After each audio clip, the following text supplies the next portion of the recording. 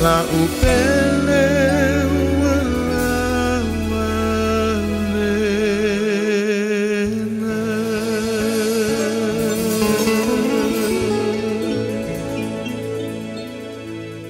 na ole Radio Samoa se furulima iwa toru amo e tautuaina o e ilaungangana fitua so le vai aso. Usi mai alau whaafafonga, telefon mai Samoa ya so taitasi, wa au mai amo oe ona o le langlango mai a le talofa voucher. O te whatalofa ero tātu uturu, tātu mafuta leo ngā tutonu le vai aso, e usi mai alau whaafafonga. O whaalinga o rua i sere serenga o fuatau whaatoanga, e peo na whaatino i tutono anu mafio anga i tu malo whaapalo to lea tunu. O leo wa whaero ole tu whaatasi ai o whaalinga o rua i sere serenga, anisio i tu malo le tala whaatai o pia, o whaero ole pūlenga o mtanga ruenga o whaatoanga mwhai ngā whaiva, le fua tonu o le teimi e whai aia whaalinga o rua i sere serenga, i le vai aso lo whanga solo ai le fono, a malo le tau pulenga. E le tau whesiringi o se avano o le leimo nisi o le amalanga mai le fono, la tau te asia ma sila i fua o whaatoanga, o le a whaalau i roai. O i tu malo whale atatasi ma whale atalua, wa tu whaatasi a la tu whaalinga e whaia le fio anga o le pea. Ai o whale atatolu ma whale atawha, o le malaya o lo whaafsanga i ma le whale o loa supermarketi o whamatio i vaitele, le no fuanga tonu lea sa wha mautu i ai, le whaalinga talua i nei atupa i pruno, ma le Magic Circus a Samoa. O urua i serenga i tu malo o le vai maunga tasi, ma vai maunga lua, o le awhia le maketi funga lei au i tu malo o vai maunga tolu, ma vai maunga wha, o le malaya taano le aonga tūlanga lua le malisi i muri vai a pia, e whaia ai le latu whaalau i loa fua o whaatoanga. O ia foi urua i serenga, o le a whaalau i loa ai maisi o loa ngaosi, e pe o la ei ma o loa ngā luenga taulima. A fua atu iei e tu se valu i tu malo le a whaia la tu rua i serenga, i le te mitonu o le fono le masina fau, ma o i tu malo umaia e tu la lata mai i le taulanga. O le mai a whaalau i lo ai o le lipoti do na whaalo o whaelo ai tu langa lo i eile si o mbanga o le tātu o tunu, ma o na alanga o a whaale nā tura, o ta oto mai einilu i tau i nisi ngā ruenga e sanga te pue a tiri ai, le malu pui o tātou whanua ma ele, o mea ola le natura o lo olai, whapea o tātou vai tafe ma vai tūloto, ai mai sere si o manga o tātou ngā tei whale le sami, ma mea ola o iai. O whairoi se pepa o whaamtalanga, o le lipoti o le tausanga rua orua tolu o whaalau i lo nei, o lo o whailo ai vaenga tāu wai au o na whaale le ai ro tātou si o manga, ai ei fo ima vaenga o matua whaale tonu. O le whaale ngaino le o sone, o suinga o le tau makasa o ona lo a whaina ai ro tātou la rolangi, o nisi o va inga tau lai o lo whau tuaina, e te tau ona whaatau ai fuafuanga o polokalame, e tau fia i le whaale ngaino le tātou sisi o manga. O le alipoti na whaalau i lo whaatasi, ma le fuafuanga aluaru ma maua le mtanga aluenga puno o whaale nātura ma sisi o manga, e a vea mata i ala o na ngā aluenga whaatino, mo le tausanga rua olua tolu, i le lua olua fitu. O le sa ilia ni au nanga tau whaasara launga e tu ina atu ni ofo, i se tau e whai aile ngā ruenga e whaasara lau wai vaenga au tu o le whono malo o le tau pulenga, e pei o le aso e te tala aloa i ai. E nā le tasi nawa le company na whautua ina le komiti le malo o te pena ina whaasara launga e ave i ai. O nā le company ni usira le MMG, le atu sa ma le lua tesi ma le 5 miliona ta la le tauna te whai ai le ngā ruenga. Pei tai e peo na liputi ai le nusi pepo le Samoa Observer, wa nā o ta video nisi o vaenga au tu o le fono, e whaatino e lea company, ai o le au nanga atoa tau whaasara launga e pulea, ma vai e le TV va le malo o whapere le tio le lua api. O lo iei nisi o pisi nisi tu maoti tau whaasara launga i televisia ma le tio i le atunuu, la tau te le imaua se longo ma se whaamitalanga, i le tau wafonga o lea ngā ruenga. Ma o le vala leo lo tu fesidi ai pulenga o ia au nanga tu maoti, pēna uia ta iala whaale tu la fono, e whaatino ai tau wafonga le malo ni ngā ruenga tau ngata. I le lipoti le newspaper lo ta ua ile tusi le te fono o le komiti le malo e ngafa ma whaasara launga, na whautua ina ai le tasi o le kompani e ave i ai le whaasara lauina o le fono, ma whaia isi ngā ruenga tau whaasara launga, ona o le uti leo le teimi o tāpenanga. O taria le kapeneta lea whauntuanga ma avea le company o le MMG ma au nanga, na te whaasala la wina le fono le aso e te talai, whapea le pueina o isi vaenga le fono, e au fia le taunu o le mele vaalele o tai o malo malato usunga fono, ai mai se te toa i taunu o le whainga malanga mamalu, a le tupu o peretania. Wa avele lango a toa Samoa i le whainga mo le si tia se tūlanga maua lunga malelei, o au nanga tau vaalele sivili, ina ua vea ai le minsta lango ngā luenga te tele ma whela ua inga, e au fia ima tau putau vaalele sivili, le fionga ni uawa eti malolo masui o le tātou malo, e awa iatu le fono wha minsta tunu u Asia ma le Pasifika, ima tā upu tau vaalele sivili na usuia le ile ai o New Delhi, o le laumua leo le atunu o Intia. O le awhia ngainga o Sainia e Samoa, o le a ngāru lue whaatasi eiro tātou malo, maisi malo, e wha mautu tāpena ngā uma mōre le leo lea tau tua i te tonu o tunu. Ai mai se lava i te ime whea ngai ai mani tū langa whainga tā, e pe o wha mai pipisi. O le tau sanga rua festivalu valu le fono na usuia le tunu o Saina, na urua i osi ai se whea ngai lea au nanga. Na sao noa le fionga i le minstana o lango le fionga ni uawa eti malolo, i le fono tanga i intia mai e whaafitei eia tunu una lango malosi i a Samoa. I le teimi o le pipisi ai o le wha mai misela, ma le wha mai koviti sfuru maleiva. Tātou wheroa i mo seisi wha poponga, manuia le nei aso, E si lia mala se lau fala oloa i Samoa e mawhai ona whaanga i le talo whawaucha mō whaatanga alu a inga. E le atua lava se 5 minute lafu antuai mai New Zealand, Australia, Amerika, mai si antunuu. Ai tau nuu i telefoni maolo e whaanga le talo whawaucha e whai e le whaatau. E mawhai fui ona tungi atua i le cash power whapea le pili o le vai iso o se taimi. Angai loa i le www.pacific40.com e lafu ai se talo whawaucha mō lo a inga i Samoa. Mō risi whaamatulanga vala umai le olua tasi o Valu tolu lua tolu po le info@pacific40.com. O le nau whaina whaafonga le tātou te rū le te whaasalawino o tātou tala mai sa moi le nefo i a fiafiolona so lulu se furu malawanu se te manu o lua wha tātou au li mai le lofa malanga le lei o le tātou tapa au sili le langi. Whapaponga i whoina o le whaasalawina ma le tawalunga i whoina o tātou tala o le nefo i aso ia po le o ngā totonu le nefo i vai aso pe o na saunia matu whaatasia le tō whautanga vaia tipi au tanga vaia awala mafoi le longo pui li ina o le tātua tunui meo lo tupu, meo le ati tupu, ia matulanga o meo te tupu i lau whanua o tātua tunu o Samoa, ia awa ia le sila fio le tātua tunu o lo lala, papa au iau te ronei, le ngata i tutono ni sila nei e whapena fo inisi tunu o le lalolangi, ia o lo whapena na o peama, au mawai nisi o le tātua tunu, ia wala mafoi le sa ili ngā manuia, ia peo nei ai, ia le soifuanga o lo e soifua ma o walai. Tātou tau pule i le ola ma le malosi mai le atua e teitina antu lo tō soifua manuia i le tau le valu i le aso a tai ao le whapena. Ia o na tue maua isisio no whapaponga, ia o a tātou tala mai Samoa, ia peo nei le tau tua whaiwhai pea a le tau whautanga vaia tipi au tanga vaia i le nei fo i a vai aso se i au lia le sa si ui o tātou tala mai Samoa i le tau le valu i le tai ao le aso wharoile. Ao lei whaanga solo ina le tautua o le nei fwoi vanga la fiafi ia e whapena la fwoi una tātou a whea le tūlanga i le tāno le tau o le ngata i whale ma le ka lena o le whainga whaiva ripotia mai le ofisa va ai tau i au kilani whaanga solo i ai au fuafuanga ia au tātou i le tūlanga su i fifi loi o le tāno le tau mō tātou le neiva yaso o leisi teimi wala ia e pi kau wha se ele la ia pe lai sisi 20 minute ona panasi mai leo le timu to e mau mali atu le nā timu ia e to e va aia ia le mata o le la o anganga le kau mo ka ko le ngiva yaso e pau le mea sili ona taua ia o lo fa penala von mau le vanoa e fa penala fa i lo to le tano le tau mo tatou ia te tapena pena ma e sauni uni ia i teimi e fa pena foi ona saui foi le ni ia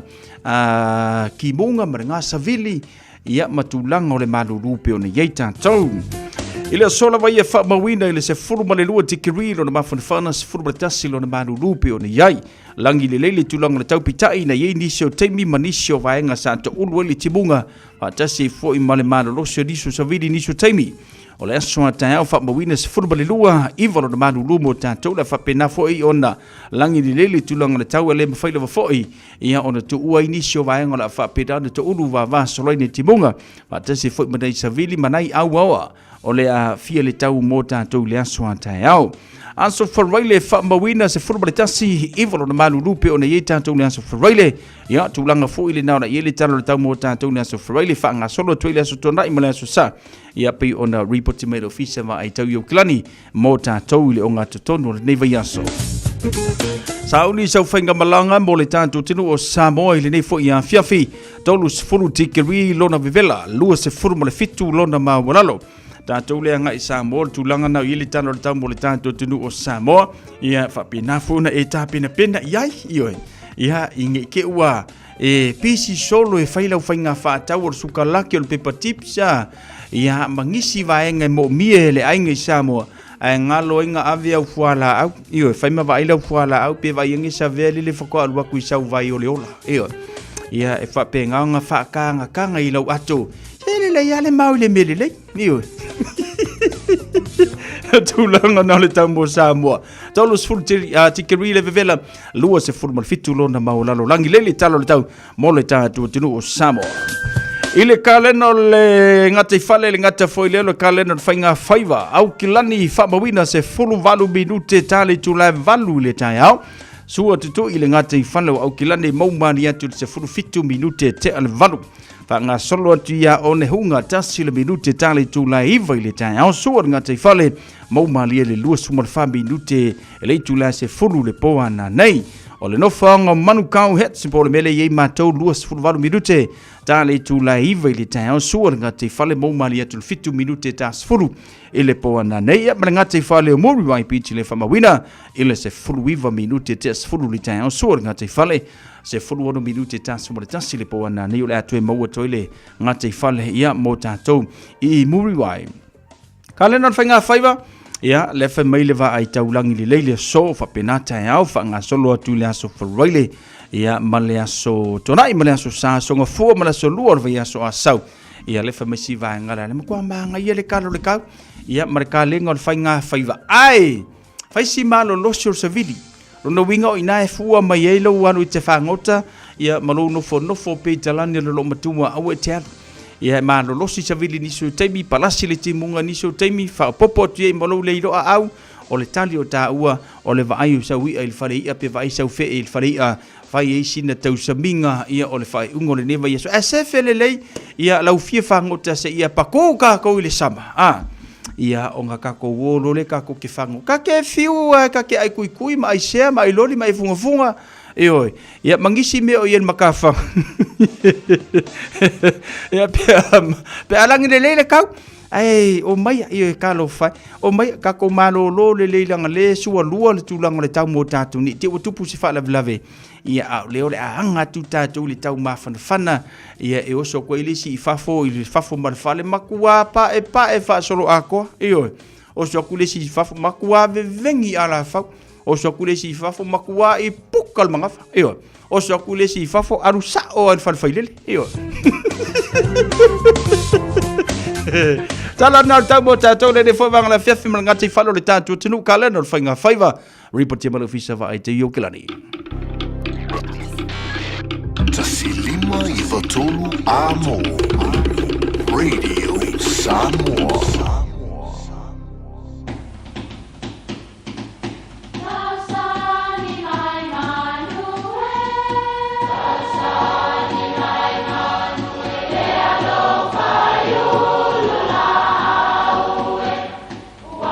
E o whanga manu i ululu o la au, awa e whawhanga i funga o la au.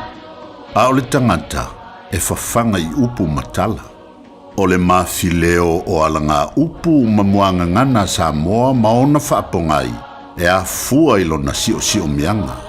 O lona le asau i le whaatufunganga o le iloa whaale aso, mai le tautua se ia o ina pule. O alanga upu mamuanga ngana, ua lanto mamanuina le tō whamanino a Samoa, mana tua foi, e tāo fitau muli le atunu. Ua matamata afa whaapona o ngafa. O se mau e whaapea, o nisi toe ina po tapunu o nuu maainga na mua. Sa masani o na afa ina le whaasolonga o nofo, o le ainga i le to o launga o le ainga. O lona winga,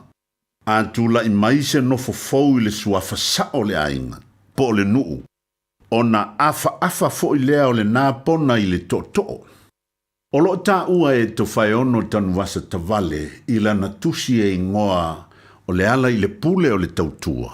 E whapea o loo iai i le lawa o li o isi umu le to o loo afa whaapona ai. Le aua nofo o le suafa mali e toa mai le pito i lunga o le to. Ai afa a mata mai lalo le solonga o nofo i le suafa lio. O le tō whamamao ma le whautautanga o inei sina o a inga mafioa. Ia moli mawina e au ngā tupulanga muli mai o le a inga. Le solonga o nofo o le a inga. O le tasi lea o whainga na whao ngā e to ina inao na po e whaita waifo inu mera. A whaafanga wha solo e whaita wai nofo le a inga. E pei foi o na whao ngā e tūmua le lau whai e whaita wai, ni o lantou siampo e maua i afu i awai lili, pe lava pe le ai, ina ua mawae, ma ua mawae atu muangu tia o lona tali i whai o fu i awai lili. La te so i le tofinga tupu ta whai whao Samoa. Ae tala atu a inga o le tama, ina ua sae le lau whai, e tele. Fai mai loa le fale upolu, ua lava le nā. O le tama a inga le tamanei. E ei o na whai ngoa le nā ma te matenga o le sae ngā lau whai a tūmua. Na whao ngā e le tama nai le a inga i le tai le pā maa e whaita waia nā wā. Lea na whai mai to e tasi lava so o le pā ai oti loa. E le i a to e tusa o lo na wha moe. O se tū e whaapine ai le mautu ma le aloa ia o ni vavau. O mataanga mani mea sina a inga ma le tunu. A whao ngā i se launga o na whapelea. O Samoa o le pampa ua mamanuina. Ua taoto a o se alao o ua uma o na ala fuaina.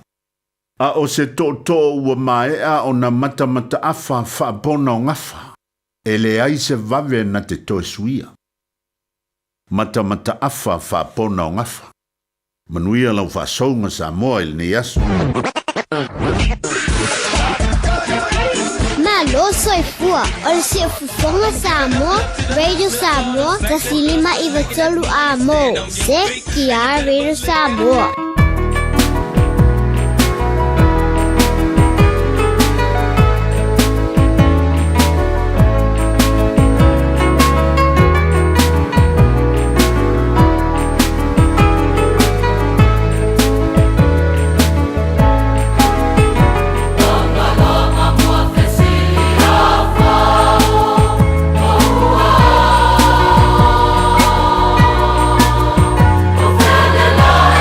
So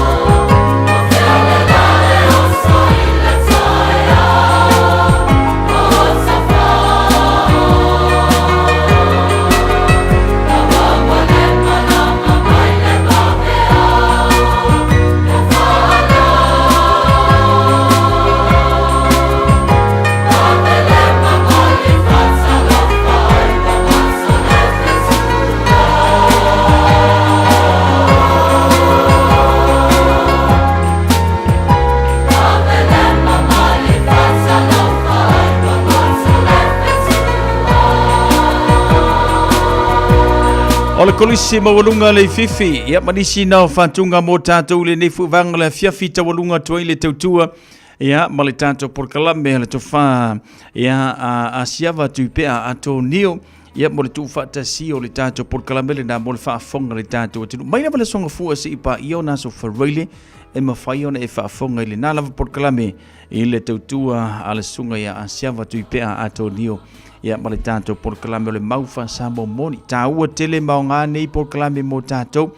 whai o e wha mawina i lalo tātou por kalame i te mi o tātou mai lava le songa fua o e la le sitanga tāta mai le ola nei ioi e o ngā kamai e ke alu e fuili le siaso whaangau po se wha poiponga ia a wha pia fo i o tele na e tu to o le ainga ia ma e ka le sia Nei vaenga i e tele ina tā ua maonga mo tātou a mai se lava le tupulanga talavau ia tūlanga lana pe o na pito i silio na mantango fia le tātou por kalame ma o le au ngā fo le nao le tātou por kalame le na ia so swani mo tātou a mai se lava fo ini so i lātou e fia su e ma o a oina le anga nuu fa samo moni Te fai male tātou por kalame le na i le aso a tau i le soifua maua ia ma le langi matafi tātou te au lia le aso a tau a se ia u se e atu e whaafilo ai ma whaatalofa na i e tātou paanga ia ona tātou tala me whaasolo i le mo le tātou por kalame nai minute te tana le tātou leina mo le whamodiango le aso whanau mo le aso soifua whaatalofa atu ia Amelia whamoana i lungo le tātou YouTube channel ma noro soifua marui Amelia Susana Sanonuola ma noro soifua marui le nei fuivanga le fiafi ia le ngata fo le Luisa fui mono ayu kisa so le fai fatalo fatu malo le nga lue malo fo le fa malo lo si fe amanga wenga pelenise so vale le ngata fo le fatalo fatu ya tina nga wang malo tina malo fo le nga lue fe amanga wenga le ne yaso mafuta mai ko costi au se talia au fatome niko se o solo fatu fa tele fatu simai fa mo fo nasa manuia fo fuanga manga wenga le ne yaso Yona fa solo tano fa yona fa tel fa tasimai fa ya mosa pa anga le tato por kalame mafuta mai email pone au sitali e lungo le tato YouTube channel ma lo si fu manuia tu pai matuna fa tuali le tato pa anga masani foi ya fa tano fa tu le nei fia fi ma le tato tua Chris Philip so fu manuia Chris fa tel fa tasimai ele nei fu vanga le fia fi so vale so se fina Twitter fa tano fa tu ma lo le si fu manuia ya male to telo ni so tatu pa anga pio na fatasi mai leo dia va le fe au so fumaruia le ngata fo ile fatalo fatu ya Don King Sole ko so mai le so ya Don King ayo le kelo le pisi alo fatu so fatele fatasi mai le nia fiafi lua mativa Sivanila so fumaruia fatele fatasi mai le nia fiafi male tanto por kalame ya Selina Sam fatalo fatu malo le so fumaruia Fatalo fatu fo ya tile yoane le mafuta mai fatele fatasi mai pira nowhere fatalo fatu mai Brisbane au Setalia fatele fatasi mai ya ile le ya fiafi male tanto por kalame pe ona masani ai David Tapusoa so fo manuia David fa mo nasa manuia ya fo fuanga ma ngaluengo le nei fo ia aso lulu ya lato le ngata fo le fui meola kasi le ka kapisi le yola ngi fui meola Ana vatu fui va tele fatasi mai se silia tinga mala oka ka kele ana vatu silia Robert Peterson la ngata fo le maletina lautua ma lolo se fo mruia le nei fiafi ya ka masasa vai male malo yo pule au pepe o sol lewa fatasi mai vai male malo le ka ko ku malo fale aliti sa winga i vai Sau inga i fia fo i poukas sa kalo sa langi ia fafso ka i maile ka ko pokalamingi o lai kele ka ko tickets la tutoi yo batu le fa mo tatou matutu or ke miana le ngai e fa pena na apaka mai sau tickets yo ine te o le tatou ke mi paku o ka ko fa mo ia ko apaka me wole semia le nga matala no ma le usolo ia tātou tiki le sona nafi ia o lo tele tātou tiki la iai ia watu le wha mo o tau ia mo le tātou wha moi tūlanga la le nai ai o lai iai kako tiki le tutoi mo le tātou mo le tātou tu malo whale aliti ia tūlanga nai i tau on whafsu tai mai ia ona longo atu leo le meo ia le tātou tiki pe oni ia le nevanga la fiafi whaftai se usa vai malmalo whatasi mai le wo mantuaina ia no whatasi mai ia vai malmalo i opula o pepe mo le tanto por kalame le nei fiafi lino solusi mai melpone ma lo le soifua manuia Ia mo oto uma lava lina a fanua lilo tui. So I fumaruia whaatel whaatasi mai se uso le malolo ai masi lave na nai. Malolo se fumaruia lave. Juliana Smith malolo se fumaruia. Whaatele whaatasi mai. Ia whaatano whaatufo ia na nai mawama anae malunga le tanto YouTube channel. Ia marako akele o kako paanga. Iwe ko akele oko. A tataua na o afi atu e whaatalo whama whaafeloa ilo mafuta maili. Ne ia fiafi. Ia leilo pe na mailo waso. Pena manuia ia pe ngai ei foi se li o le lalo langi sa kai ko lua ma oe lingi ia so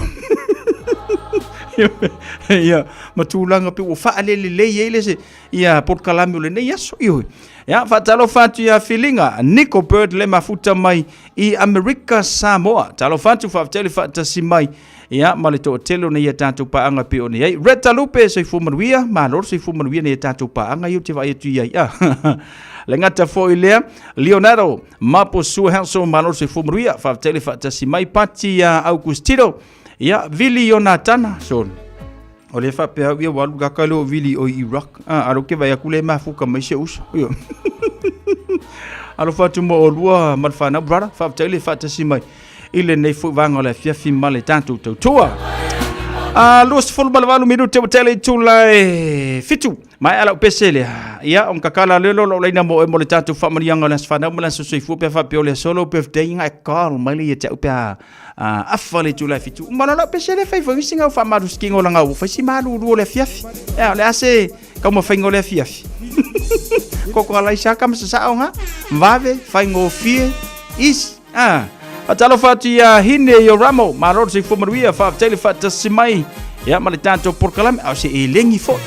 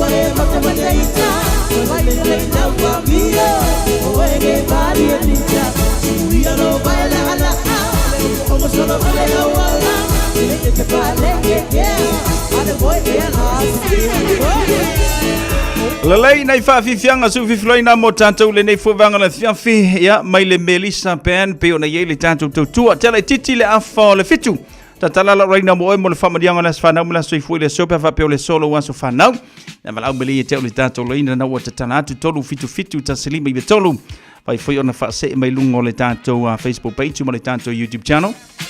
patasi wha mo le tātou emaili on air at radiosamoa.co.nz te maua le iai le whamarianga na whanau mula soi fua mo tātou ele nei fuwanga la fiafi fatalo fatu Selina Sionsi malor se fumaruia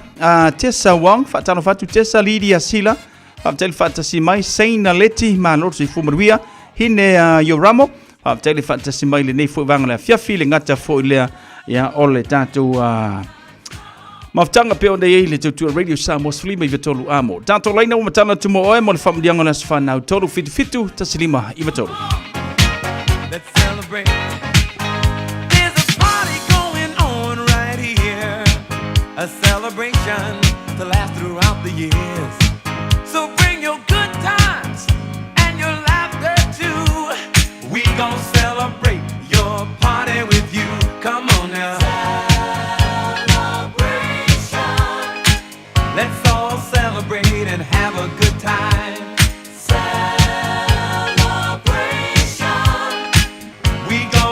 Lelei a o talia se tātou wala au e le tātou i meli le ua tanu mai a tau le nei a fiafi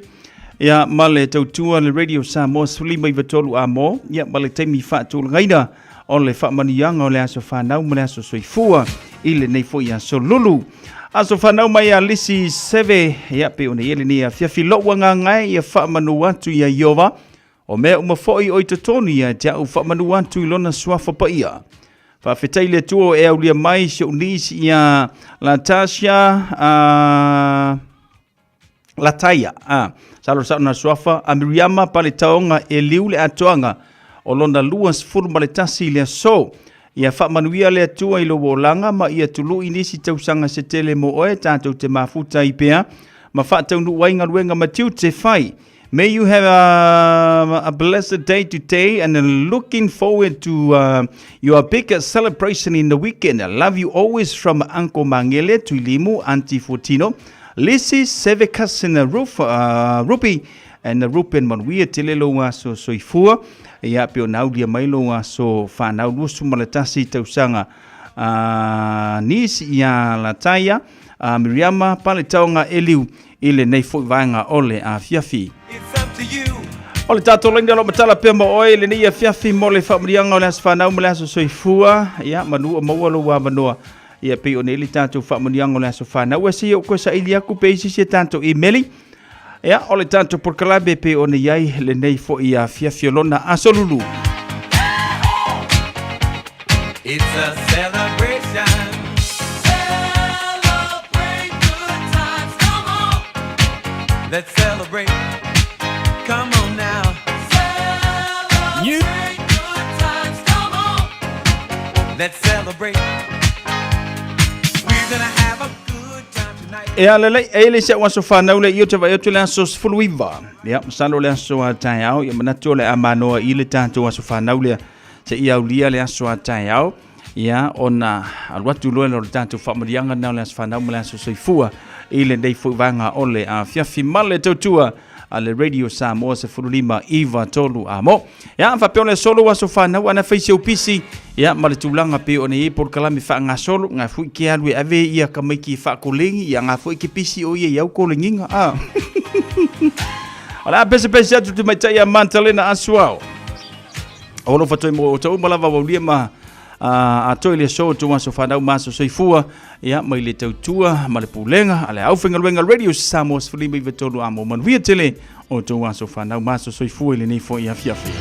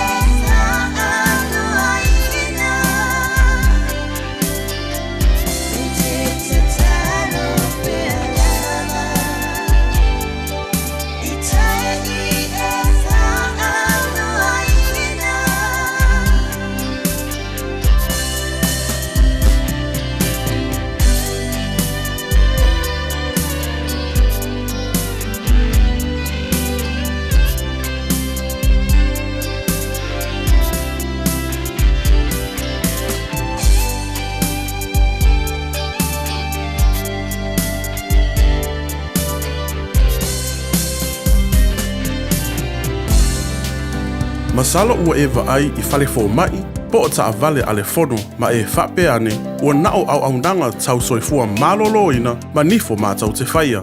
E tele le fesosoani e maua ia mātau. Fesosoani mo le ola manuia o le mawhauwhau. Polo kalame e tau fia ai le tau mawhatapaa. Fesosoani mo tina ma pepe. Fesosoani mo whaia o siaki I le fale mai. Fesosoani mo sauwanga I a inga. Fesosoani mo whanau ua hiu ma le aonga. Mo nisi whamatalanga, tanga I ane I lupenga ta whailangi www.thefono.org. Pe vala au le o valu selau, fono for you. O valu selau, tolu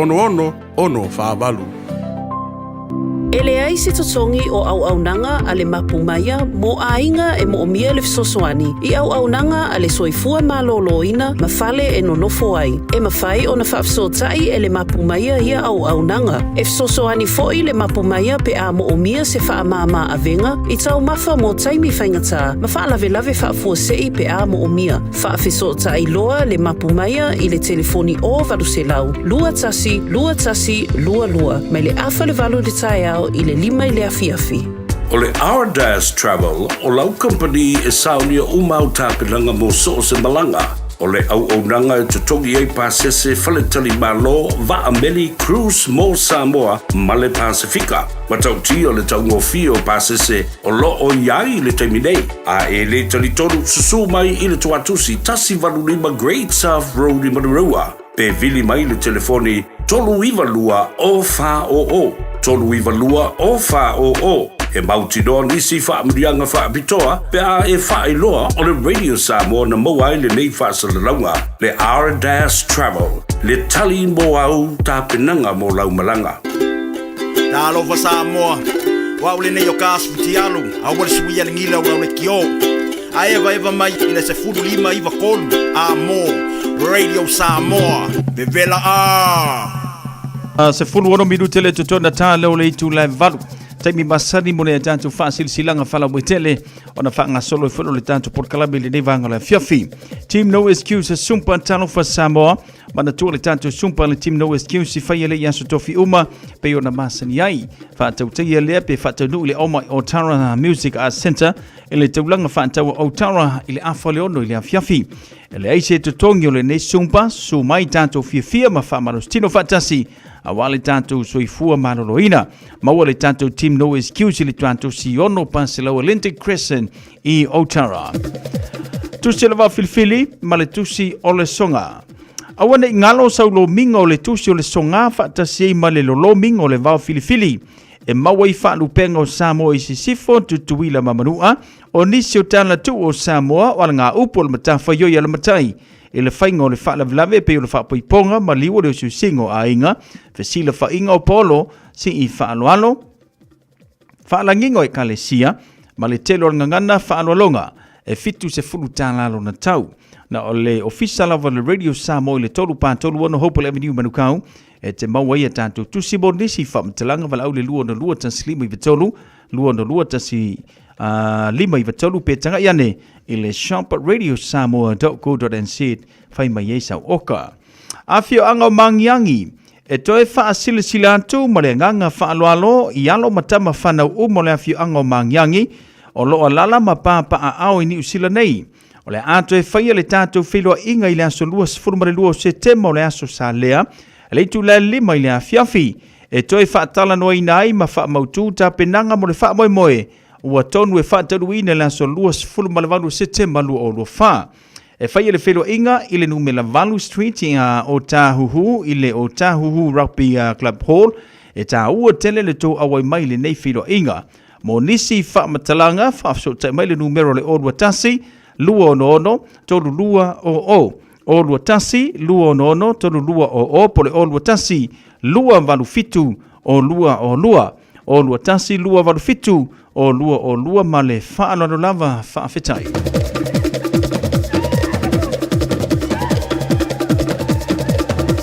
Mafutanga sa vainaia pese whea manaia le lua ainga whelfani. I le avama le whaaloalo e whaasilisila tuai suli uma o le mafutanga sa vainaia pese whea manaia le lua ainga whelfani sa tu ia tua sa vai. Mo suli uma o lo au maui so sei tua o te ronei O le a whaia le tātou mawhtanga i le aso lua sumaritasi o September lua o lua wha, i le tuatusi tolu sifulu male Wairere Abbey Mount Albert Senior Citizen Hall, i le afor sifulu male lua maai. Mana tua mai lau la fonga masani, tātou whiro ia i le nāso a tau whaina. Whaafetai o le teitei whono male lau o lo sainia le tātou whaasila silanga rena.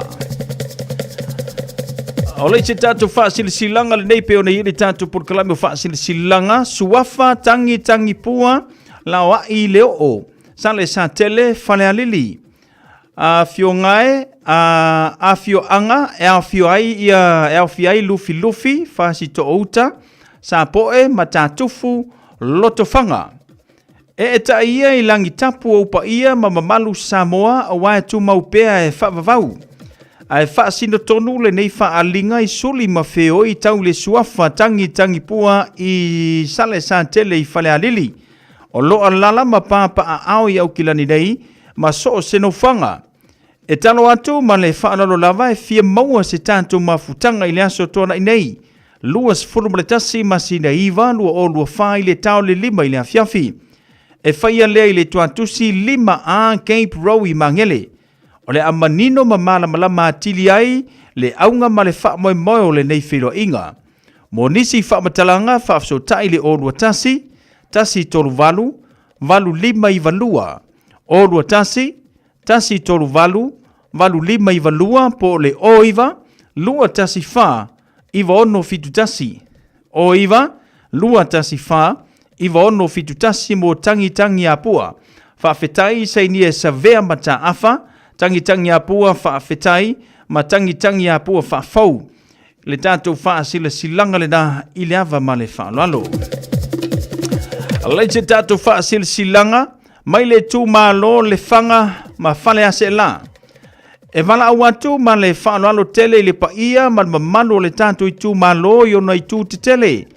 O le a whaia le tātou whiloa inga i le aso tona i nei i le se fulu i le tai au i le whale aingo pinati o tāhuhu. E iei se mata upu tāua lava e fia whiloa i le tātou i tū malo.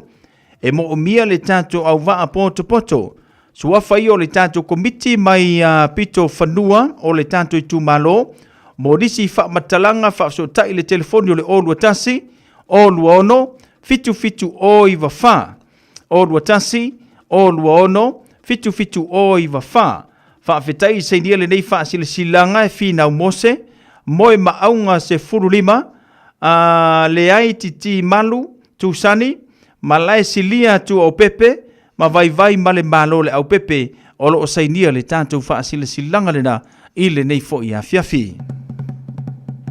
Musika moana, awane ngalo le tauwanga au fai pesa le Pasifika ma le musika moana, i le aso tona i nei i le Due Drop Center Manukau. O lo maua pea le avanoa e whata wailau tickets, i lunga le upenga te whailangi, event finder whapea, tickets e whatau le whai toa se ios, i le aso tona i.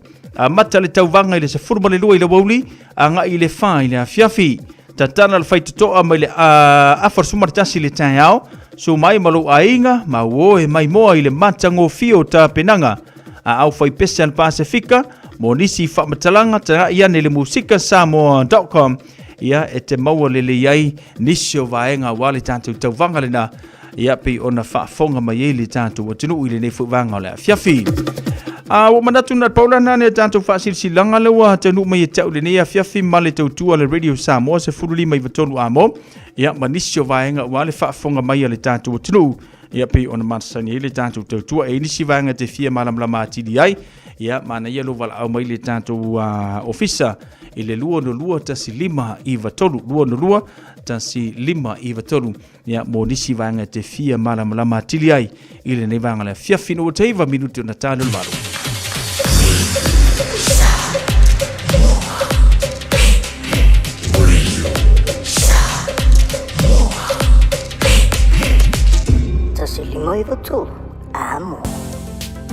Masala ua e vaai i fale fo mai, po o taa vale ale fono ma e whape ane, ua nao au nanga tau soifua malolo ina ma nifo mātau te whaia.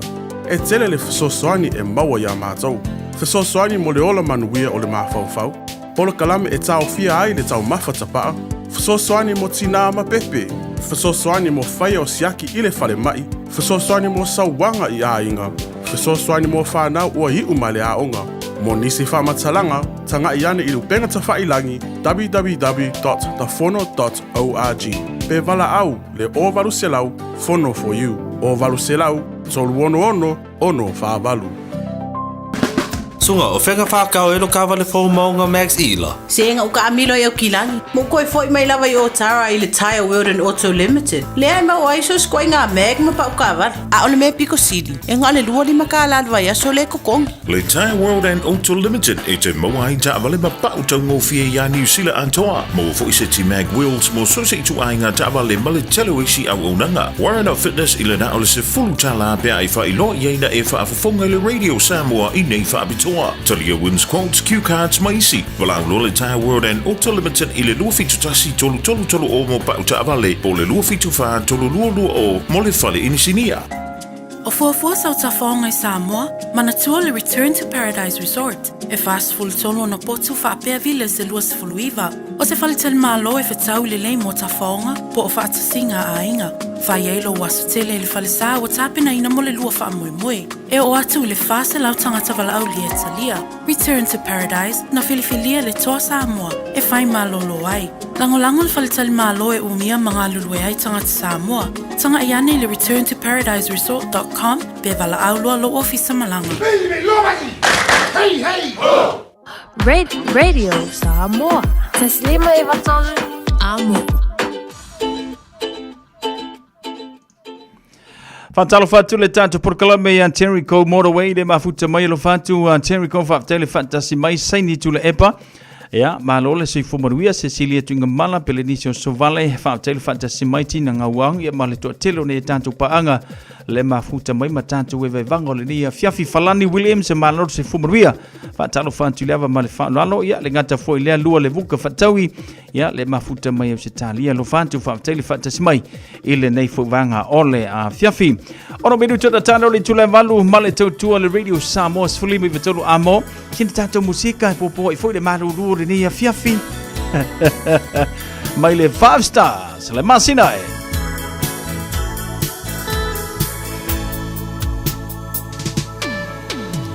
le masinae wa vaia ilunga o maunga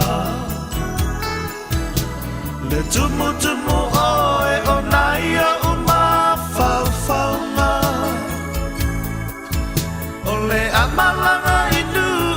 se aele ngalo oe la ubele le alofa sayota lunga ia e te huina le alofa sayota lunga ia e te huina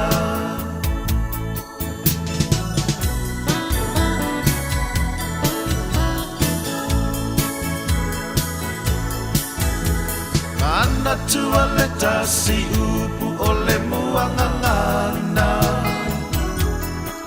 o le alofa ua pa savala ilunga o mata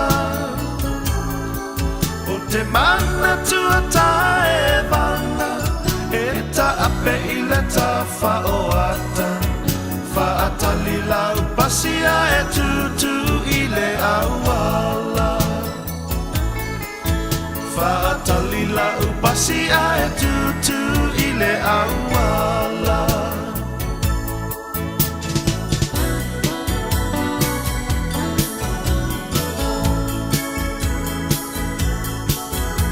Lo ulu watau vale ile nei mea Le taimi muli muli ole a elele ile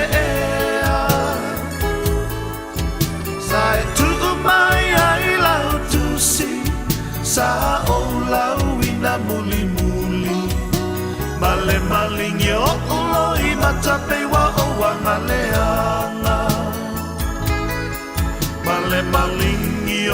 uloi matape wa o wangaleanga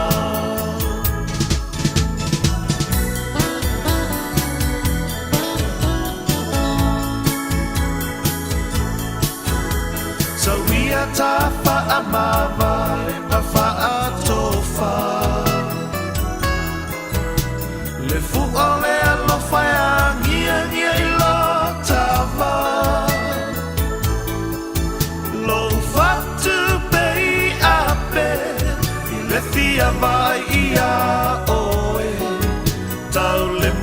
manongia se mea e ai tino wa vai vai.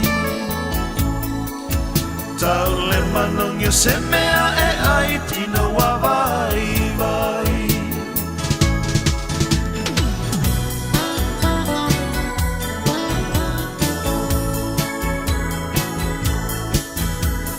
Ta whea ngai ngana o sia I luma le atua. Se fua fua ngā mo se luma nā I mo I ta ua. O pole wale o sia uloto, ne I liua le vai o sina. Se tasi ua silia o e ae ngalo ai ita. Se tasi ua silia o e ae ngalo ai ita.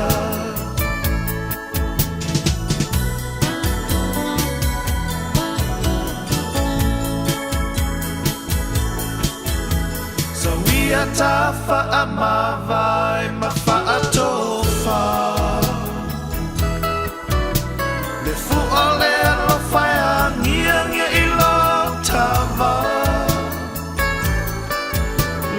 Fatu be I ape I le fia va ia oe. Tau le manongia se mea e ai tino wa vai vai. Tau le manongia se mea e ai tino wa vai vai.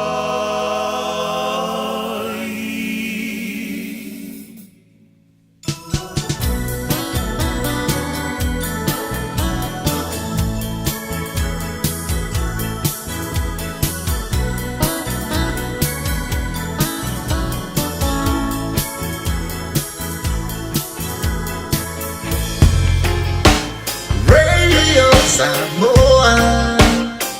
tasilima ivatolu, amo.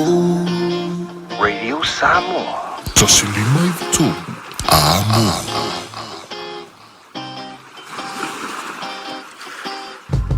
Beta Drive Doctors, I le taulanga whaatau I mangele, whaapea manrua, o le vainga o so ngase pe amana o mia. E whaatino e fo I matupui pui o le whana witi, o tupui pui la COVID Fluiva, mo I lātou e sfuluan tausanga malunga atu. Whaapea matupui pui o le flu. Wala au telefoni, 255-25 mo so wanoe whaatino ai nei au nanga. O fisa whama I mangele I taftafane o le McDonald. A manrewa I taftafane o le Whaletusi po le Public Library. Peter Drive Doctors Clinics. O se tala fiafia nei Samoa, wei nei se tautua ma se unanga family noto mai le company o le City Car watu si tasi dua lua Lincoln Road Henderson. Te maua iai le tele o tawa la poa band e o foi tatu tawa le laiti. Tadia foi la tau wha le tonu tongi e talafu mo le tatu cashback. A mantatu lima se lausi aga ia tu le lima afe tala. Fe so te mai ungia Peter Pernanto le numera o lua tasi o walewalu fitu lua fitu lua. Pe a manaumia se tawa le fau molo ainga I le tau malulu. citycars.nz. O esi la fia e iwa tesi ma le tolu wha miliona tala le se leni ale UTOS ua toe whaasafua atu I ona sui whai unite I le lua o lua wha. Whai sau teo ngā tupe e teo wha whainga luenga ai lau se leni ina ia vave wha tau nuu se wha moe moe tā ua a lau ainga wha pe e ka le sia. Wha o ngā au nanga le ANZ po le talofa voucher, le M tala, ma le My Cash e ala I le Click X. Wha afso tai mai le ono valulima lua ono iwa wha iwa, le www.utos.ws, po le e-maili o le info@utos.ws, po le Facebook, le UTOS, le wha aputu ngā tupe teo wha whainga luenga o le mawaenga tausia Samoa, teo wha whainga luenga e mātou lau seleni, ai sele e oe le manuia. Talofa, we're the Katinas, and you're listening to Radio Samoa on 1593 AM. Lewa tula male tātou temi le wati lewa 2 minute wa te aile tula valu ia e fia fo e whaailo atu. Leo pofa atasi mele sunga le li mai Dr. Isaiah Tawaripini wala mafo le tātou porkalame pi ona iai ia masani ei fo ia le tātou tautua ia ma le tātou porkalame ia o lo so I fua maloloina o lo iau lava a au tau la fo ina leo faisina umi o faisina malolongo le tātou porkalame ia o leo te taliu mai le sunga le fo mai fa manatu mafautua mo tātou ia le soifua maloloina ia tausia le usi mai lau whaafonga. Ia whaafero ia tu whaatalofa lau a fionga le Dr. Malo le soifua maruia. Ia malo foi le tawa ta i fia mga luenga e wila foi na malurua le vai tu lava lo maua lava foi lo malo si e whanga solo ele tāpon kalame. Ia ma whabanatu le tātua tunu le tāua tele ia ole soifua maloloina malo le soifua maruia le ne fiafi. Ia, soifua maruia foi lau sunga sau. Mai u foi le mana yo ni hafiafi le mai vai o tena te malosi a tinga le malulu a ne la vai te vai te le e fa tele ne no malos malo ia la tu no o le tinga tele tausi pe me tatal no yes il tai lo vai aso ai le e fa talo fa tu le pa ia malu o le tu fa tatu ma futa fo nei tu la fiafi I pa ia malu I no for fa nginga so se fa tu langa ia va pele malu e kalesia sese tamali im felaunga ia va pe fo I tina ia male ma loselu pe na tato mafuta I lunga fo pe o te vai langi ne vai tau ai ma lo so fo maua ia te tunu lava na lava ua tuiti ate ala marulu fa pe ua uma marulu ne ua Mater Spring oi ai vai atu na ia so ia tolu na umane o fai si malosi tene o tau le mafain tau tangi telefone ia le fainga le tau ni tau ia o suinga le tau le ni vai tau fa pe tingana na ofo le tau le spring ia ai pio night to enga ia le winter ia ona fa tete wai e ono a faina ya tatou pe ale no fouta ya ma lo le tawata I ma lo le fi nau me se to me tute lo fenga yai ya tatou proclamation la nei pe lava na taulongo toi te lu vers io o lo soifua maloloina o lo o yo lava au ma le na o le mea moni lava wai tu sa lava po atala ma me a fautuanga me tu atu o lava fai le fai unga muli mo lo le lei ia mo se me mo le lui tau foi pe a fai atele tau si ai na apo ia tua la lo atu ia ai tau tua na ia faonga ia tele o meo fa pe na apo ia tua I tulanga uma ine fa pe na nga I luma le soifua la le lei ia tatu malava wai mo ia I te mia se menga ngase ia ai le mana o miele to I fa ta otolia wai e mo ia le te pupuinga fa na tura e fetau I mal mai te me tawai ia ale lava tele tulanga na ia e matua I fa ta otolia lava ma o to inisi tulanga le mea na le te minei a tova ai e tasin nei tau polo fa maurunga le malo le vai tau o le mea neo tu pui ina ia tam faiam e una I pe lunga tatu pui nga me se fana witi mai la tau fo e o lo o e ngase pe o le suka ma la tau e o lo o fa pe na vai la tau pui nga e o lo tam faia ina ia fa mo lunga pe ia le coverage po la tau o lo fa nga me ne pui me furu o covid ia maleano fa mai le ni vai taimi lo ele lisia tamaiti nai follow ai me le ono vai aso se pa ia le lua lima tau sanga ngai lunga ai ole nei fa moi ia o sponsor pe ele tatu lichio nei fa tai fo pulenga lichio lo mo pela no tatu te mafuta ia fa pene ia fa tasi ma le longa so la ale Peter Drive Doctors and Community Trust ia ma tole fo ole au nanga le fa fo mai ia ma le community service o lo base I Mangri terminei ai e fo le lato clinic e le clinic I Manrewa le me tonu ana ile library public library o lo ia inale le fo le clinical Peter Drive ia man tu fo tatu ni sila e tau ana le sitala o le fo mai le clinic in e fengofia I le ngata fa so longa o vainga o mas ai ia fa pe on mo ai benefiti ho mo malo la so ni il vainga ngasi I le tu ainga matua ma le tuanga matua ne fengo fie na maua uma tātou ia services o lo provide mai ni ia sanga le whaalelea ia tātou ia o tātou soifua ai tautua nā wa ai tātou fōma i pio na whātunuina nā lawa i tau appointment a me tātou lo i ngasi nā e tai tōru masina ma oe wa ai le tu ai le vave alu pe ai e se mea o whaale tonu. Ia pole alu whaale emergency, awana ino fua i tātou pe hao tūlanga o e whaalongo. Ana nei ana o whaalongo o alatu sau whautuanga i se tasius o lo tuti. I le whapea o le whapea la wa fiafina whapele si o i tai hao. Le ai, a e whaalongo atua e le whaale tonu. E si lelo vave alu vai fo mai. O le emergency ala tala alu roi hei. Te le tāwal no fo umi o a tāwal va ailu o se te mi mau se whaswani inde o taia wale au ngā tele. Mea na whao ngā ia services o lo ia ni vai tau ia va ailau GP i le skala le e mau umamea ngā kaunga iai. Ia mawhai e pōmen se follow up le le iai. Wa uma referrals mai lea vanga whapitoa ma le vanga whapitoa i services whawhal mai o lo iai te minei. Private services va pe fo ma fale mai public hospital ya o ina la va GPs o a mata mai na fai tu langa se va nala meta emergency va na sa o le emergency na ya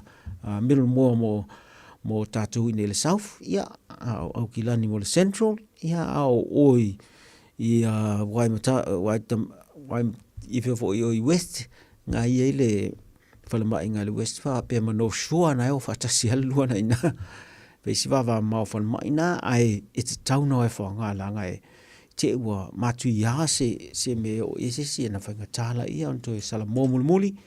ya wa moleanga matuai on mele ia le afia fine o monatu o le a se itatu taltan noa wilili a tili ne mea ta o infection po o le urufia o tātou i mo siama ese ia ma le mea lai ta o le inflammation to sal inflammation na ua fufula tino ona ua siasia tu e ma urufia tātou i tulanga lea o siama po le virus po le bacteria ai mai sala le bacteria langa e whaile virus Vele virus ele chance to recover till all bacteria. Kela bacteria ya kwa fai ya ko. Me la na to no futa ya la ngai. E sel matu ya.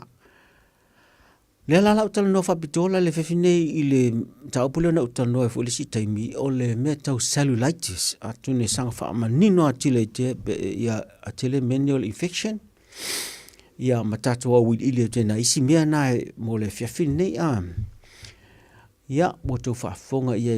ile nei ngase tau o le cellulitis ia po le whaasa mo o le fufula po le mumua ia po ala watu ngā tau e maasa nei tātou whaina te matamata e ata ia o fōringa na te wa ewa mua tua i mumua ale o ngā vaenga nā tina o iei ia mafula ti ngā fiwa ia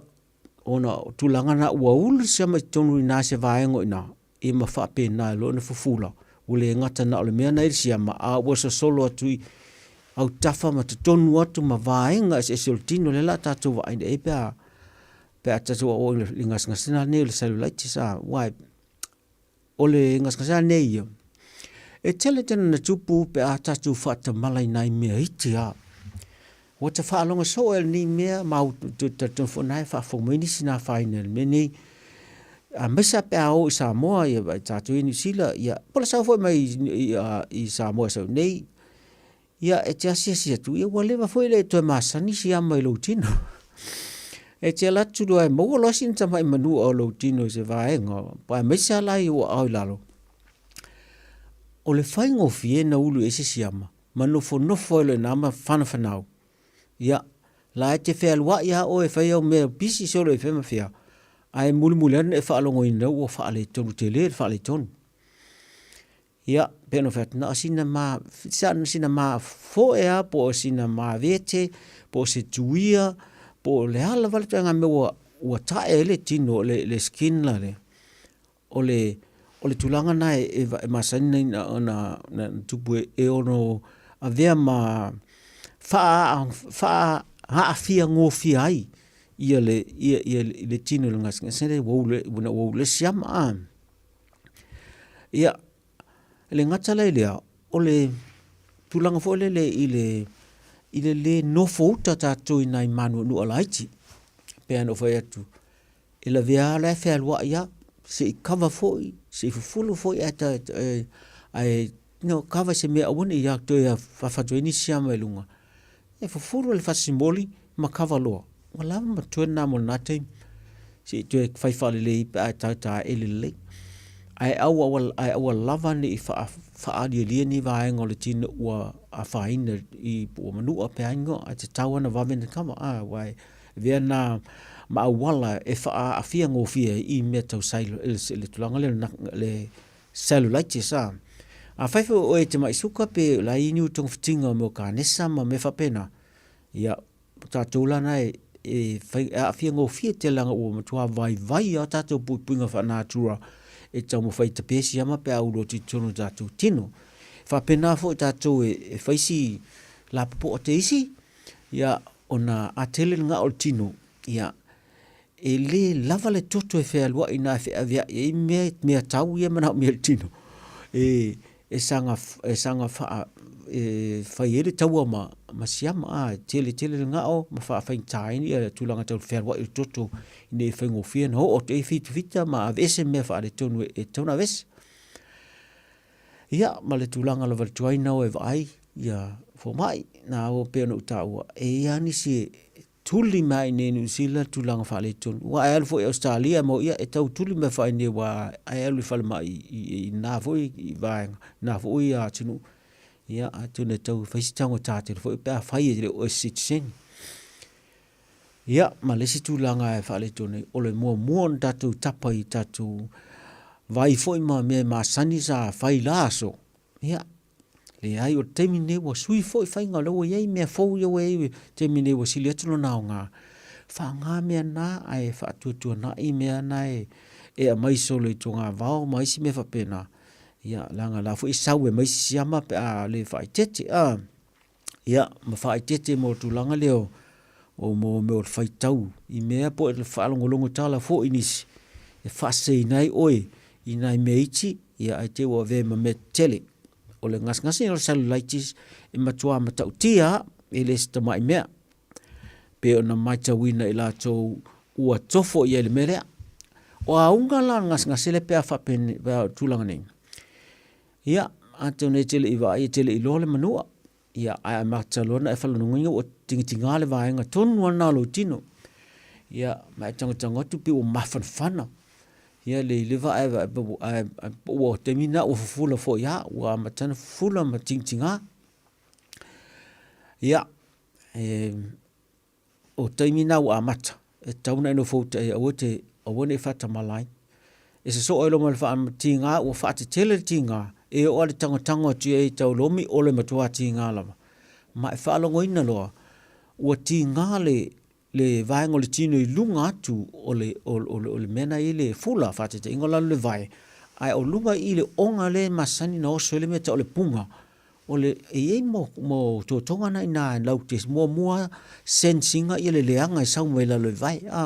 Whape na fo malunga i vaenga i o tino i lunga i au matulanga nga se i tulo. O mea na e laute mua sensinga le saua si amana i loana wo atu fo ina temina mo tinga fula ia maoso e male maalili teimina i lesi tamai maalili foi o le matua i maalili a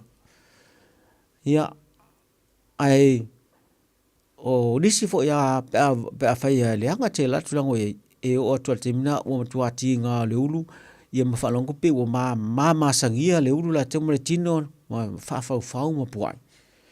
ia o le teimina ua a fuolo toto teimina ua pau lalu leanga ua ona te lau tino ua tele ina va te tele i a la toto, i a arteries. Ia mwhapenampa ua le blood pressure. Tau mwhaile le toto e tau mwhaile pamu whaave tau whaolanga lau o pataire ia awa alu le blood pressure. Tengi mela na e tele na a le whaitete pa ua lalo e te head injury al temina pa pau. E nai e o le fa tamala te o tulanga na o mutua mata uti al tulanga na o ia. Mela na tauna fa atete ia unga na ai fa longoina e misal mena a tuaia a wa fa longoina o so le puna. Ia wa te tauna e vave na o fo mai. Alu le emergency pe apu te puni lo fo mai. Leanga o le signal na o na o se solo mai le wo mai na solo le fainga siama na ia. A wa se solo siama na mata tu le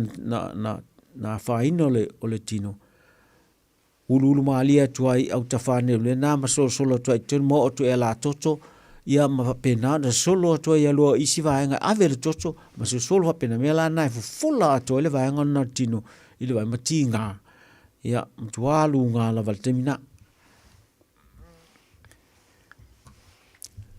ia ai va mai moi foi letana afa em fena vai felata ia o tulanga na matua ma ta ti hal tulanga ia o temina o tuale manofnofo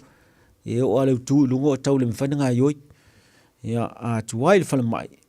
e anga mana o mia le vavena o falmai te mine tulanga le langa bo e tau na failo tong ftinga i me tau ona o yai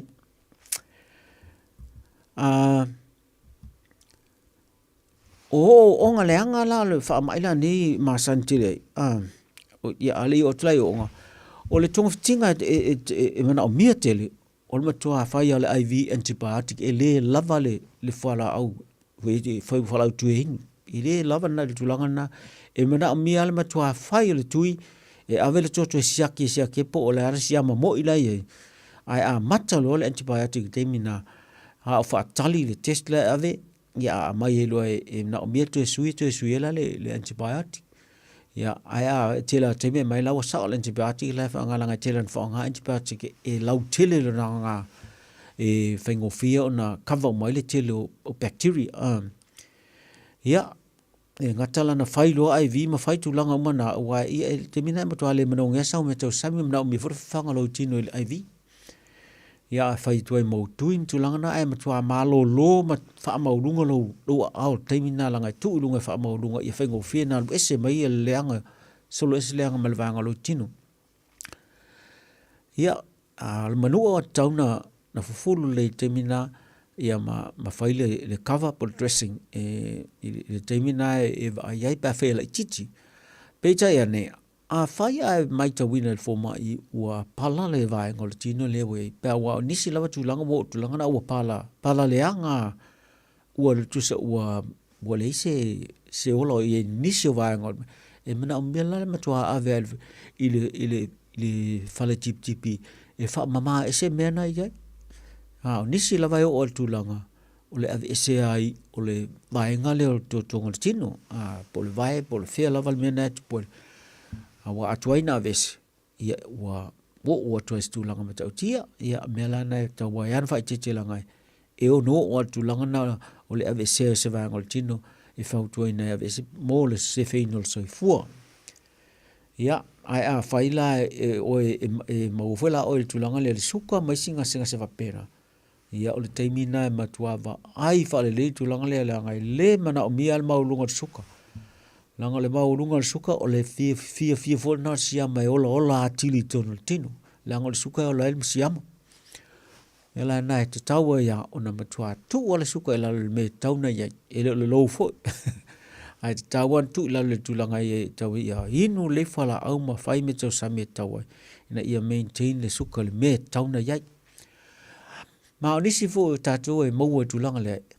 e ono fai la le tui pui na tau le tui o le tetanus tui ana le tele fa solo tui nga tamaiti ma tele na fai tatou pe atui e tatou vai i vanga foi bia ma o tu na ma sana isa ma tui le fa po le ala me tui le va e va tu fai le tui nai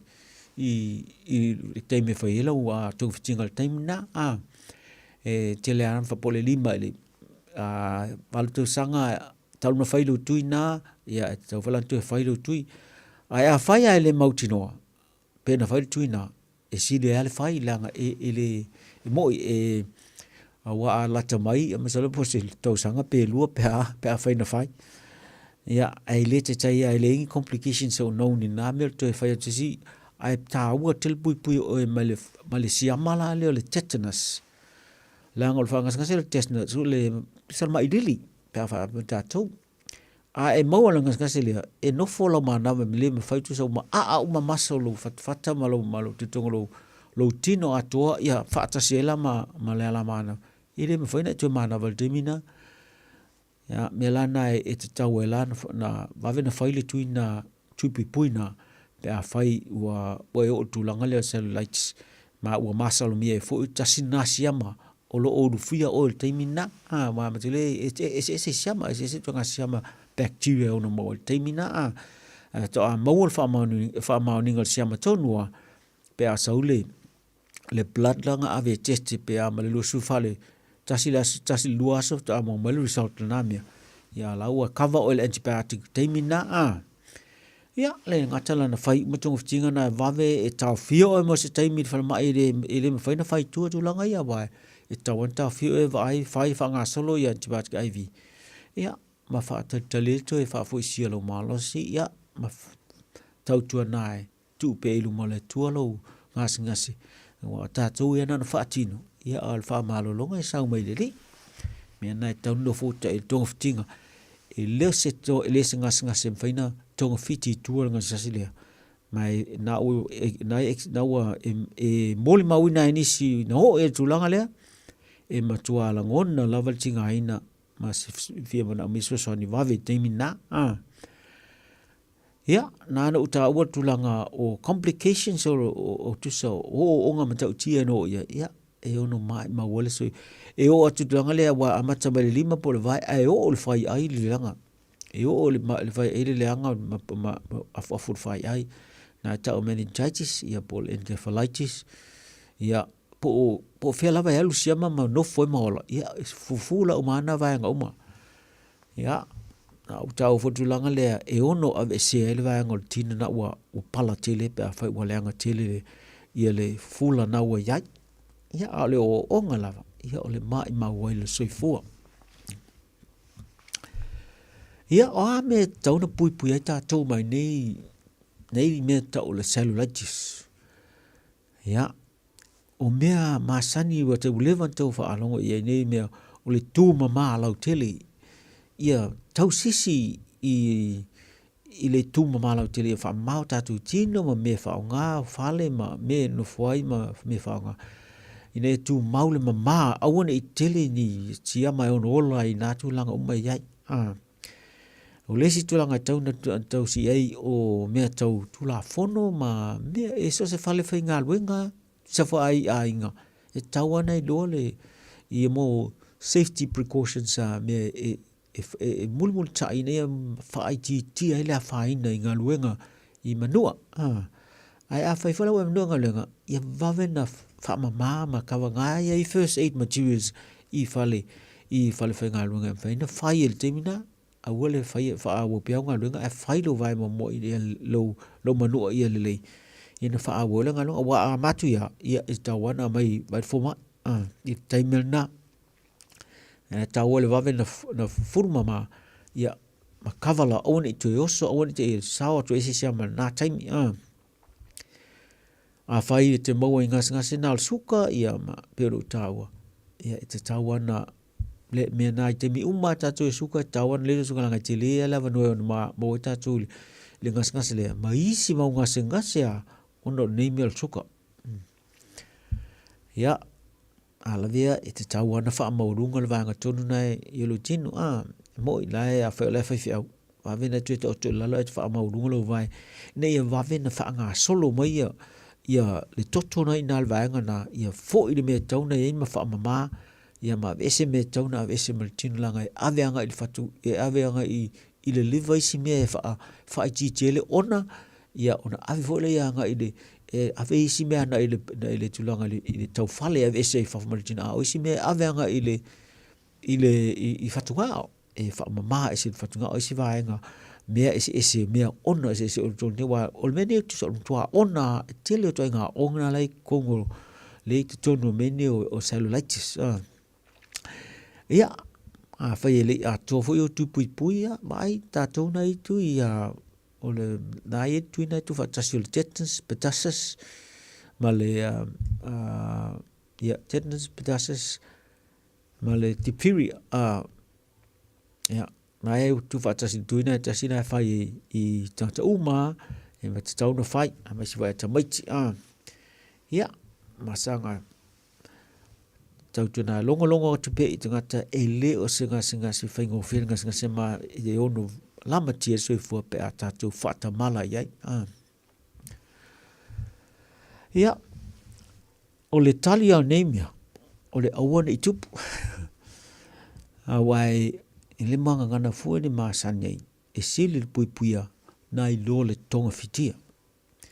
Awai, e a mata mai nita mai mea laiti. Ia, ai o lawa I tūlanga oe, ina whinga tāla ia o na te faces fuanga, fuanga, a lawa a whaina le sui fua, ma wha pēnā I lava. A ole I a tau te tau o tula ili, la e tai le aise sengol mene cellulitis, susa cellulitis o matu ia tele. Ai ono a mata mai, ngai mea iti e masaini tato mai taua, mea tau mai, boils, ia, sometimes e tau ka pankos, wa ka pankos ingo wa faisi te le te o le boil, ia po mea fuia tau fuafua tato, pe o folliculitis kusa nai mea na o lau tupui I le tino, lau tupui I le maangale o le pa o le tino na e o soai, ale o le se senga o mea na atu sana asita mai mele titi ai ile o leanga tele alu le ale siamana ye ma lai ma fai le tino ona ta ofi na le temina la ma fai ta ofi fe na le ma wele lo le sa fafu temina ma pa mai fafu ale tulanga le cellulitis ia e tuai le formula e tuai nga form me nga paswa pasi ma sa fai ta wasa ta sa pas le cellulitis ia ele atos te tale lo su fatu la o matua e fula ele yo te me sa na ele ali me tulanga nai ile I peno vai I mo mai subo ma mena mai fa pena fola I so se vai ngol tino e so se mela vai ulu le siama e matole ba e ulu siama ta ulo le infection e ulu le siama tino tino e no so le pa wale vai ngo mo e tele na uso na uia tole tino le siama sino le vea pos me pena e uia tole siama ma fai na uno ia siama I vaenga foi tatu tino pela al fonga o talinga ia o le isu ia fai me na e uia toi siama de tatu vai so la vo be I le tulanga le covid ia ma le flu me tatele ana e uia toi siama na ia ma fa pena lo na o tu tunu tatu mama e o tulo mama ia fa toi lo ma bacteria lunga amata o virus mo bacteria ia bacteria lo pneumonia tele tanga to mai mo se full ne pneumonia langa sa to pneumonia o fufula na I tonu le mama funa to mama le pe o cellulitis le fufula vai ngol tino I fafu o tonu le mama ile ia se ngol fufula na pneumonia le fufula cellulitis le tatal no ni me na tawa tele fa manatu awane I manat mai whainga siama e au ngai tele tawa tele le tu mama lau tele ia mal mena a whau ngasi tamu whai e ta fiofia e awane ia whaina isi o tō ainga ia wawen tō fitia ia awane solo lea siama I tono le ainga pia tatou mai moina fo a I whainga le COVID na ia nei Aule leo tatonua la whaamuta I whesina malaronga e tatou fui malia a tonua I yaini whesili ia pose moli mauola fo asesia iai a whaina e a whaina le dulanga le kāpanko o ile cellulitis ele le ana e whaasoa mai ia na tatou a talanoa chile la ilanga o le whatananga e sau mai a oe I me whapene le so na whaasoa inisi tatana pēa ma fui mali malolonga whaatai lava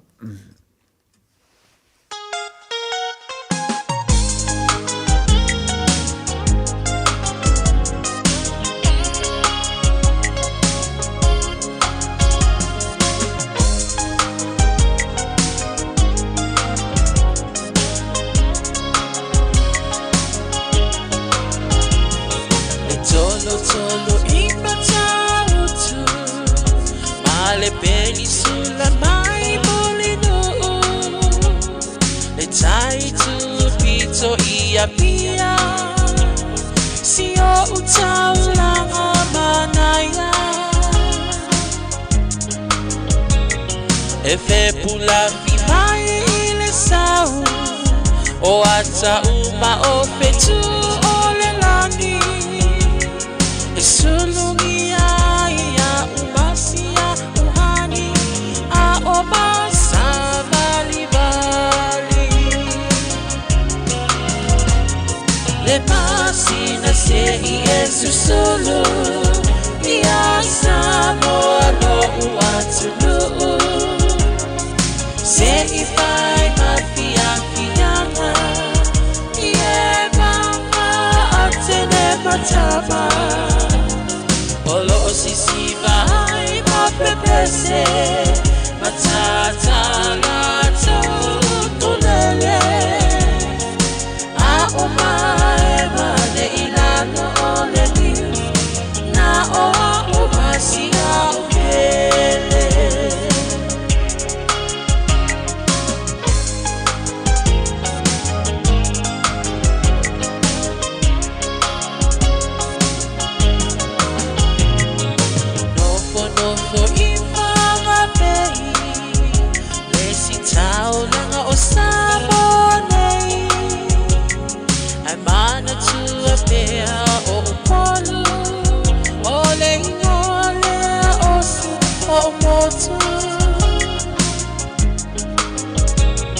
Ele mafai nanga ona ngalo Le tape mali o vai singano Olo onofo ai tine matama yung alona awala lau papa Le pasina se i esu solo Ia samoa no uatulu Se ifai mafiafiana Ie mama atene matama Olo sisi vai mapepese Matata lato tulele A umae mane ilano ole niu Na oa umasia ubele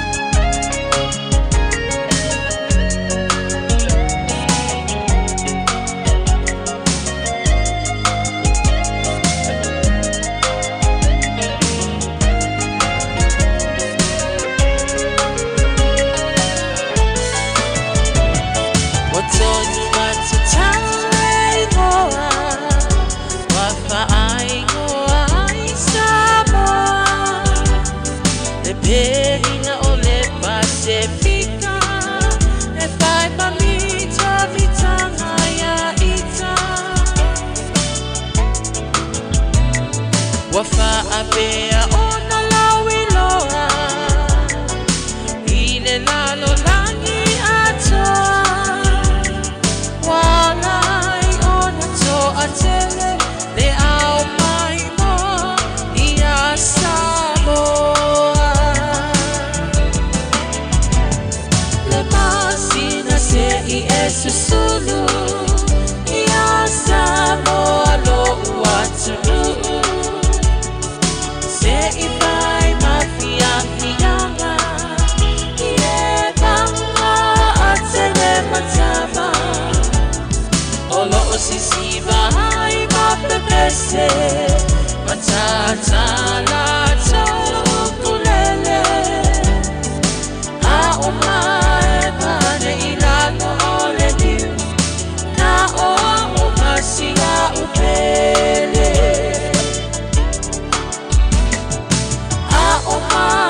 Mane ilano ole niu Na oa umasia ukele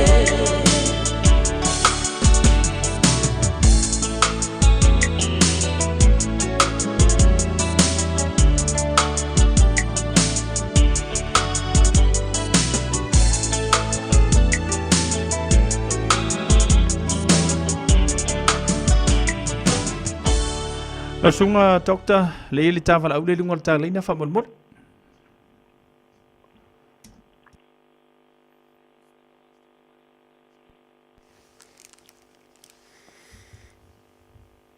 Ya, sao no mai? Olha Kalau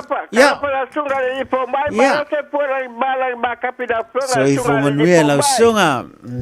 Halo. Oi pukau siapa yang biar luar ke pun favor langsung pemain. Halo semua ini. Sao no ya? Apa berapa? Mau mesti dia kuliah COVID-19. COVID sulu iba. Iya. Aku saya dua aku ingat paingan bangele. Ya toka botai liko bosenga pomba Emmanuel Tupat. Iya. Kasi do ku ingat paini Cambridge. Ngar kodo kui. Ele faila le sio kui longo fa. Ba lo akole la kolongo basinga wo uba kui. Pe fain kora ko pase si kui pa umba longo basinga fa bore imbangele. Lele, vai, o me fengofia, ama faina e vili mai de clinic. E fengofia na e loa ia le taime te tau ina whelou tui. Ia kia ngumbera wa pomba e lo ko dua ngai a tokra potai. Lele, e mana ia la le vili mai, e fitoi wai, e mana ia la e saula a latalo e whai wa tiu taime nei, vai la sto na i nei. La fu e futo e whai fui tuinga. Mai mau e fui masina voucher fui le whai shopping, Ia papi. Le sto na i nei, Wale lei wa e sau no tu langa le wale le na tu e fa mana tu lo wa la wo tu e fa foi ta tu ina e tu na e ma wa me le voucher shopping voucher wa me so so ni fo i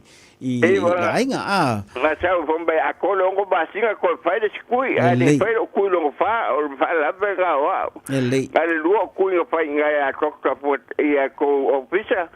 mala ku ngo fa de campus i o hanga le e mo my records e tu langa o tu inga la yai ona i loa la ia le tūlanga tonu ma le taime tau lona whai le stui a mā loa na e wha mau atu wha afonga mai le tunu o nā lawe te tau se taime tau na whai ai a mā loa le onsai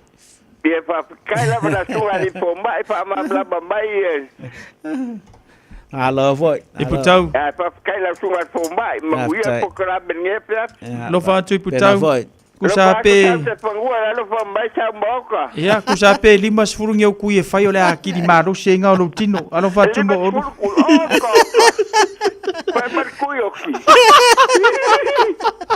alo fa tumtau o tele patis mai pa foi ya lele ya fa tai le fa so mai ya ole ai fa tal atonu lava ese si sa maua tonu al tulanga le cellulitis. A wate mata muli, a te le tau te o mai fwelo soifua, lo swafa, e na pawal mera wha so mai, po lea fwoi sa oe mai tau i e masau wha alongona, i le taimina e maua i le tulanga. A o tali la se si on so, ya o leo te mana tua se ta si o wo fo i le kalesia sa matou mafuta. Na o se tangata tino le lei tele ma ngalue malosi, ua matua foistama ma faile ainga ai ese nga lue le tama nga lue a hao ma le po ese le nga yoi ai te ia wata o Malaysia so ua fata putupe falma ya na tau ma ka fa pepo la hala val me o ai ta toi le lo ni ma e ta te vai a tino le le ma tulanga ia ai mato atu le asia tu ia ta sia la to na to va ai to e o va tu e se me o na fa longo i nei lo au ai se lo au ni la lo atu ia fa ai fa to ata la lo la ia le mena e se le mena fa longo ina e se le mele na mata mai langa na ia mai tau wa o pa wala me na o le fina o fa longo tu sa le tatanga se mo se lo na wali ia fa pera ia po le ale nei mea a tau mawhai ala ia lunga whenga lunga ai wai toa o leo mea masa ia mea wala aulo i le whanau e wala aulo ambulance wale mwhaina awe te awale io na whaato pe tope ale ambulance i le whalma i temina ma whaatino lotong fitinga ma whai a mea ia na whaatol IVE ma whaanga solo wha maurunga le au ia au tala not lo ili mea na lo pena i se mea sa te whalongo ti ngā pe la ve la lo atu ilo na au ia ato ata bolo me sa ia le se me pisi to menu ile ia no ia sa mo ia sa tinga ile ia lo so na ma fo ia ai fa toi lo to le vai o la wale wa umale mumu o fa sala na ule le vai nga na tino nai na sa fufula awai e amatele le mumu ma fufula ma pena ai fa solo na tau na fai tonga fitinga fa pena ia na fa pena le ona pe uli le vai nga tuna sa mumu o tela wa matan tau fo ile tino na le tau nei ai awa tusi mele laina tusa lai mele lenga lawa tusi lunga pito lunga le vai lai le lenga na tusi lai makai le me na o ma yele se solo le mumu la le tusa a faila le maka na te me tuye fa ye tong fitinga e longo fe fo mai po fa solo na le fula le po fa solo na sa pasi mele laina na lo hinga le ele se le tele se a nga tong fitila ye ai ma na ye ale leo leina na tusi ai maka le na le pito lunga le mena fula e fengo fena i lo le solonga mali atule le mele fula fengo fela na lo le anga i sile leo le mela yai ya e moli mau foi la si uso ile nei me fata wa nei ana matua i la ngona i lo tino u fa pa na yo o le taimi e fa pena ame tupule ngas nei tanga e a mesa tanga tele i o momo ia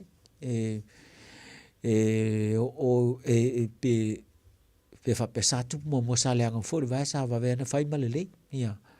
ai ia nai temina te fa ta malalo ia a se siama la a se siama wai se siama ese le matu ia olana hola i te tonu pe a lo tino siama la na ole vave fo ia le aluma vave me tu ya fa to ai lo muli fil sa siama na pe a fo mele totole ave su ya ai le fa ni wai vave ana fa tu tinga ma kava o mai me o mana ne fa ngofia no o se le ia mai e te taua tele mata ua tulanga le ia tātou ina ia oa ne i tātou whaatamala iei. O lesi ngasi e te tau ana whaamanatu te autou. E iei, le wotau whaafonga so le tulanga le o le ngasi le rheumatic fever. Rheumatic fever, ia, e tele antou whaafonga i o le wha i, a amatama le wha i, a la tuisia mai na le wha i, fufula le wha i, ma whaapena e lona o atua i stu langa mun mule no o langa le fatu ya fa pena e lunga rheumatic fever ai e la le malesi me tonto man ton fa na tu o le siama na e a fa ina rheumatic fever ele na al fa i e wi mai fo i manua e wi mai fo le pau e sta nga mai na le pau e pi papala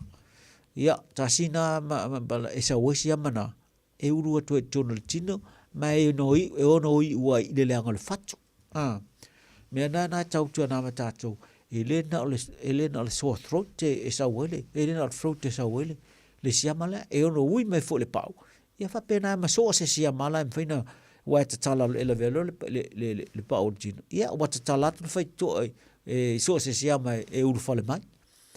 Melana e tauna no futa ia Elena cellulitis, Elena rheumatic fever, Elena o le boil malaino so se sia mai o tondino e te tau anta tau file me o ne tu.